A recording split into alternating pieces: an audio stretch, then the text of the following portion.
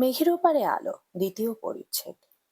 ভার্সিটির পার্কিং এরিয়ায় মেঘালয় গাড়ি পার্ক করে গাড়ি থেকে বের হয়ে এলো। আলো মেঘালয়কে বের হতে দেখে অবাক হয়ে গাড়ি থেকে বের হয়ে প্রশ্ন করলো, আপনি কি এখন ভেতরে যাবেন? কেন, আমার কি এখানে আসতে বারণ? কথাটি বলেই চোখে সানগ্লাস লাগিয়ে চুলগুলো দুই হাত দিয়ে পেছনে ঠেলে দিয়ে আলোর দিকে ফিরে বলল, নিজের ক্লাসে যাও। আলো ব্যাগ হাতে নিয়ে সোজা হাঁটতে শুরু করলো। আলোর পেছনে পেছনে মেঘালয় হাঁটছে। আলোর দিকে অনেকেই তাকাচ্ছে। বিদেশ বিভুঁইয়ে শাড়ি পরা নারীকে দেখতে অনেকেই বারবার তাকায়, কিন্তু আলোর কেন জানি ভালো লাগছে না। নিজেকে নিয়ে নয়, ডাক্তার সাহেবকে নিয়ে ভালো লাগছে না। আলোর থেকে কয়েক ফুট দূরে বিদেশিনী কয়েকজন মেঘালয়কে ঘিরে ফেলেছে। পারছে না ডাক্তার সাহেবের গলায় ঝুলে পড়তে। তাদের দেখে মনে হচ্ছে তারা পরিচিত।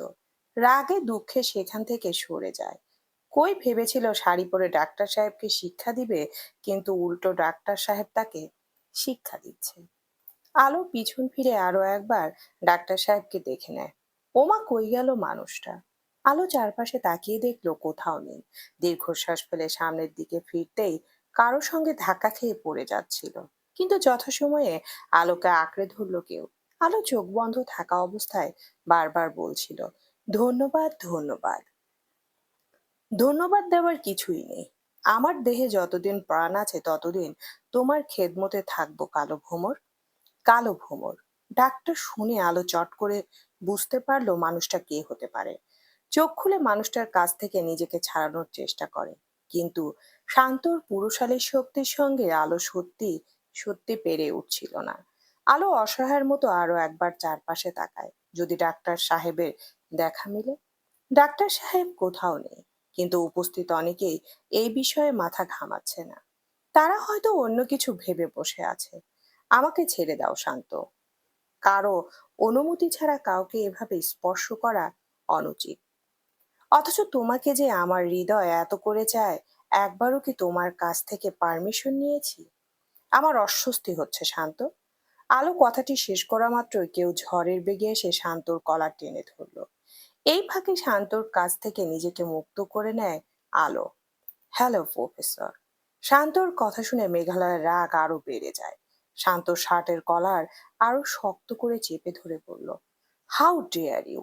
ওকে স্পর্শ করার সাহস পেলে কোথা থেকে? ওকে ভালোবাসি আমি। যাকে আমি ভালোবাসি তাকে স্পর্শ করার সাহস? আলো লজ্জায় চোখ মুখ শক্ত করে দাঁড়িয়ে রইল। শান্তর মুখ থেকে এমন ভয়ানক কথা শুনে মেঘালয় এক পলক আলোর দিকে তাকায়।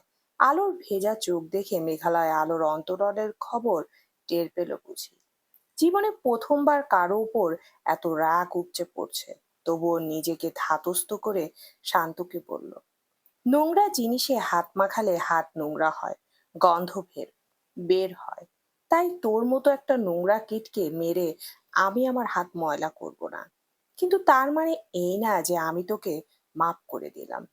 আজ আমি প্রথম এবং শেষবারের মতো ওয়ার্নিং দিচ্ছি, আমার মিসেসের কাছ থেকে 100 ফুট দূরে থাকবি। শান্তকে এক প্রকার ধাক্কা দিয়ে দূরে সরিয়ে দিয়ে আলোর হাত ধরে সেখান থেকে চলে যাচ্ছে মেঘালয়। আশেপাশের অনেক অনেক স্টুডেন্ট তো বুঝতেই পারছে না তাদের শান্তশিষ্ট প্রফেসর এভাবে রেগে গেছে কেন। আর ওই মেয়েটা কি প্রফেসরের স্পেশাল কেউ? পুরো ভার্সিটিতে হাওয়ার বেগে ছড়িয়ে গেল প্রফেসরের সঙ্গে স্কলারশিপ পেয়ে বাংলাদেশ থেকে আসা মেয়েটার ঘনিষ্ঠ সম্পর্ক আছে। আলোকে ক্লাসরুমে বসিয়ে মেঘালয় কিছুক্ষণ পায়চারি করলো নিজের অস্বস্তি কমানোর জন্য। ভাগ্যিস ক্লাসরুমে অন্য স্টুডেন্টরা এখন উপস্থিত হয়নি। এদিকে আলো লজ্জায় মাথা উঁচু করে তাকাতে পারছে না। রাগে ঘৃণায় বারবার ইচ্ছে করছিল শরীরটাকে ধুয়ে মুছে পবিত্র করতে।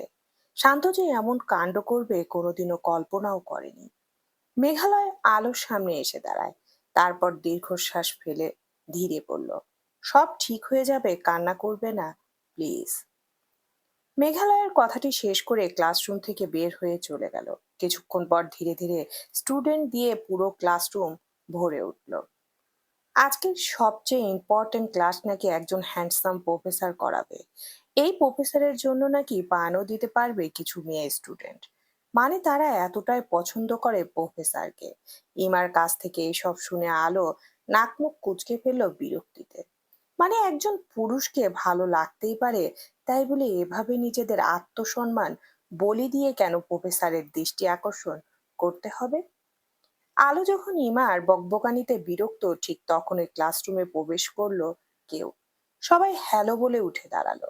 আলো আশেপাশে তাকিয়ে উঠে দাঁড়ায়, তারপর হাসি মুখে সামনের তাক দিকে তাকাতেই আলো অবাক মিশ্রিত সুরে বলল, ডাক্তার সাহেব। মেঘালয় ক্লাসের কোনো দিকে না তাকিয়ে কেবল আলোর দিকে তাকিয়ে এক পলক সবার উদ্দেশ্যে বলল, সিট ডাউন এভরিওয়ান। ক্লাস নেওয়া শুরু হয়েছে। নতুন যারা জয়েন করেছে তাদের সঙ্গে পরিচিত পর্ব শেষ করেছে। আলোর বেলায় এমন একটা ভান করলো যেন আলোর সঙ্গে আজই তার এই প্রথম পরিচয় হলো।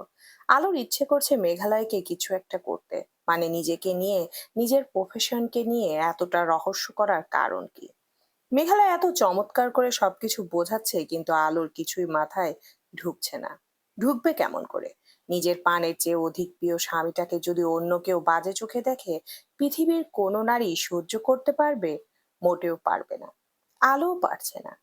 সেদিনকার মতো ক্লাস শেষ হলো। ক্লাস শেষ হবার পর সব স্টুডেন্ট বের হয়ে যায়।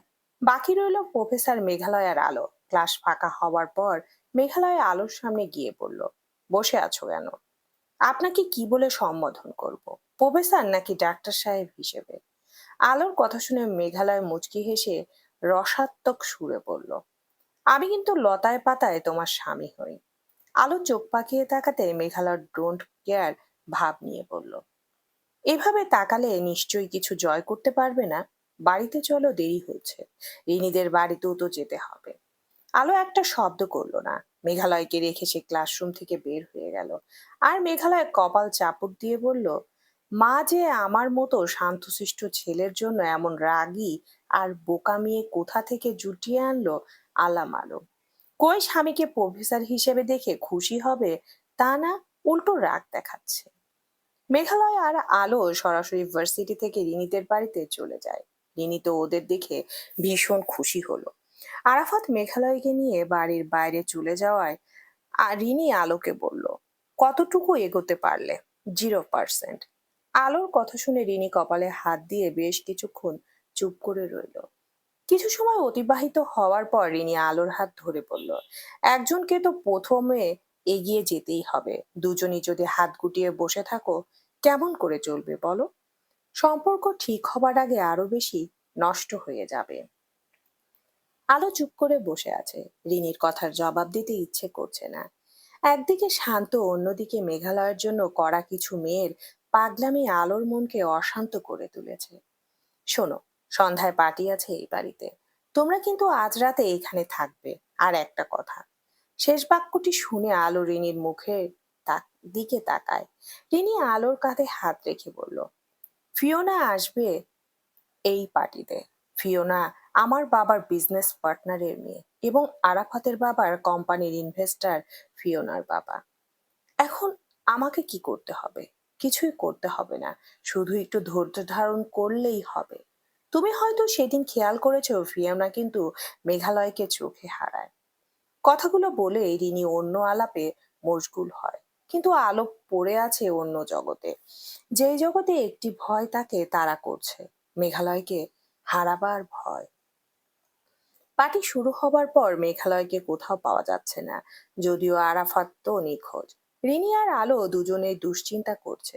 ধীরে ধীরে মেহমানরা আসতে শুরু করেছে। আজ রিনি পরেছে মেরুন রঙা ওয়েস্টার্ন গাউন, মাথায় ট্রোনের ক্রাউন, ঠোঁটে ম্যাট লিপস্টিক, সাদা মাঠা সাজে রিনিকে চমৎকার দেখতে লাগছে। আর আলোর পরনে আজ হলুদ রঙা গাউন, চুলগুলো ছেড়ে দেওয়া, গলায় মুক্তার মালা আর কানে একজোড়া স্টোনের টপ, হাতে স্টোনের ব্রেসলেট। ঠোঁটে লিপস্টিক দিতে গিয়েও দেয়নি আলো, কারণ সকালে মেঘালয়কে রাগাতে গিয়ে লিপস্টিক লাগিয়েছিল। এখন আর মেঘালয়কে রাগাতে চায় না। এখন থেকে মানুষটা যখনই চাইবে তখনই লিপস্টিক ইউজ করবে। হ্যালো। আলো পেছন ফিরে তাকাতেই ফিওনাকে দেখে হৃদয়ে ধাক্কা খেলো প্রায়। পুরো বাঙালি নারীদের দেখাচ্ছে ওকে। লাল জামদানি শাড়ি পরেছে, সেজেছে বেশ। ফিওনাকে দেখে আলোর এত রাগ লাগছে, আলোর অবস্থা দেখে রাগিনীর বেশ মজা লাগছে। কারণ আলো নিজের বিছানো জালে ফেঁসে গেছে। ফিওনা এগিয়ে এসে আলোর সামনে দাঁড়িয়ে বলল, মেঘালয় কোথায়? আমি জানি না। আমাকে কেমন দেখাচ্ছে? ভালো। শুধু ভালো? ফিওনা অবাক হয়ে প্রশ্ন করে। এদিকে আলো চোখ বন্ধ করে নিজেকে মনে মনে বলছে, রিল্যাক্স আলো, রাগ কমা, নয়তো হিতে বিপরীত হতে পারে। সুন্দর লাগছে আপনাকে। আলোর কথায় এবার বেশ খুশি হলো ফিয়ানা। রিনির দিকে ফিরে বলল, আজ আমি মেঘালয়কে প্রপোজ করব। এবার নিশ্চয়ই আমাকে ফিরিয়ে দেবে না? রিনি আর আলো যেন আকাশ থেকে পড়েছে। আলো কিছু বলতে যাবে তার আগে রিনি আলোর হাতটা ধরে ইশারায় বোঝালো রিল্যাক্স থাকার জন্য। কিন্তু আলো, আপনি কি জানেন মেঘালয় বিবাহিত? আলোর কথা শুনে ফিওনা চোখ বড় বড় করে তাকালো। মানে সে বিশ্বাস করতে পারছে না যে তার এত বছরের ক্রাশ বিবাহিত। বিবাহিত, কিন্তু নামের বিবাহিত। সে আসলে দুর্বল। মানে কোনো দুর্বলের কথা বলছে, বুঝতে পারছেন? আপনি এভাবে তাকিয়ে আছেন কেন? আমার কথা বিশ্বাস হচ্ছে না, তাই না ফিওনা? কিন্তু আমার কাছে প্রমাণ আছে। এতটুকু বলে আলো রিনির দিকে তাকালো। রিনি মুখে হাত দিয়ে দাঁড়িয়ে আছে। মানে আলো কি বলছে রিনির বোধগম্য হচ্ছে না। আপনি বলুন, যদি দুর্বল না হতো তাহলে 8 বছর স্ত্রীর কাছ থেকে কেউ দূরে থাকতে পারে? আলো এই কথাগুলো পড়ে হাসতে হাসতে ফিওনার মুখের দিকে তাকায়। কিন্তু ফিওনার থেকে সামান্য দূরে দাঁড়ানো মেঘালয়কে দেখে আলোর মুখের হাসি ফুঁস হয়ে যায়। ভয়ে আলোর হাত পা কাঁপছে। আর রিনির ইচ্ছে করছে হাসতে হাসতে কারো উপর লুটিয়ে পড়তে।